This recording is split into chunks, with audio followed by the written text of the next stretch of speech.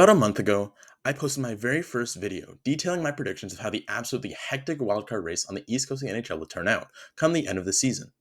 A few days ago, that race ended, and what an unexpected ending it was. Today, let's together look at the runs the teams in this race had down the stretch, and compare what happened with what I previously predicted. If you enjoy this content, please be sure to like and subscribe. Without further ado, let's observe the aftermath of the East wildcard race. First, let's start off with the Boston Bruins. The Bruins surprisingly blew up almost their entire core, seemingly wanting to structure a rebuild around Swayman and Pastrnak. However, their current roster wasn't necessarily underperforming, as they were just 4 points out of a wildcard spot at the trade deadline. Needless to say, the rest of their season was not pretty, despite insane production from Pastrnak, who finished with a 40-60 season. They boasted a 6-15-4 record since the Four Nations break, making them one of the worst teams in that stretch. They ended the season 28th overall in the league with 76 points, almost half of what they had in their previous record-breaking season 2 years ago. Don't get me wrong, they did receive some promising young talent in Minton, Yokiharu, and some draft picks, but their swift fall from grace was definitely very shocking. Moving on, we have the New York Rangers, and honestly, I'm upset for you guys. I feel this roster is very solid, and I don't understand why they can't put it together.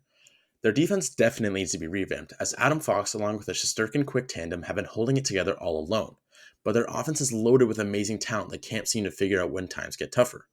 Laviolette's response to an underperforming team does not necessarily make team morale much higher, either. Guess that's why he got fired. Tough to want to go out and compete every night when your own coach is dragging you down in the media.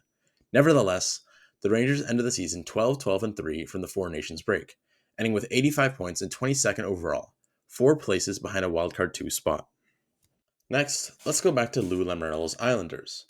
Not too long ago, they were absolutely humming, even though their roster is basically just Anders Lee and friends.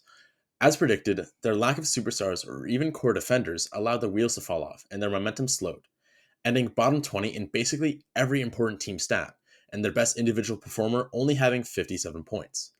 Their second half was a dismal 10-12-5, leaving them ending 23rd overall and 5 spots behind the wildcard 2 spot. Following that up, we have the Detroit Red Wings, another team that has so much promise but seemingly can't finish the job when they get the chance. Todd McLellan believed in the squad, but attributed their late struggle to mental lapses and systems breaking down rather than a lack of effort. A tired Red Wings roster struggled to overcome the pressure of a few losses stringing together, and it torpedoed their season. I really like how they can play when they're on, though, and I think in the next few seasons they'll definitely be able to make it to the postseason. Regardless, they ended their season going 11-13-3, finishing 3 places behind a wildcard spot and 21st overall.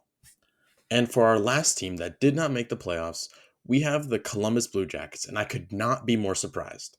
This roster is powerful. They have a few key guys, decent goaltending, above average defending, and overall a very solid roster. In my previous video, I had them slated to snag the wildcard spot over everyone in this tight race, but that did not end up being the case. Despite a respectable 14-11-1 record after the break, the Jackets fell just short of a wildcard 2 spot, ending only 1 place out with 89 points, leaving them 20th overall in the NHL. Finally, in your wildcard 2 spot, we have none other than my sweet, sweet Montreal Canadiens. This is honestly one of the best things that happened to me in recent memory. I love this team to death, and I'm so excited for the young guys on this team to get a taste of playoff hockey. The Habs, despite being in a rebuild and having a 2% chance of making the playoffs earlier this season, put their heads down and grinded out a gritty second half. Everyone bought into Marty's system, and with some luck and huge plays from Captain Nick Suzuki en route, the Habs had a 15-5-6 run, which saw them end with 91 points and in the wildcard 2 spot, 17th overall in the NHL. And to no one's surprise, the Ottawa Senators end up in the wildcard 1 spot.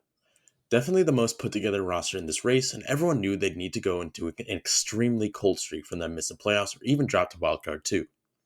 They did just get absolutely thrashed by the Maple Leafs, but their roster is very threatening, and if they can figure out the hiccups along with Ullmark and his shaky playoff track record, they could potentially make some noise in this 2025 Stanley Cup playoffs.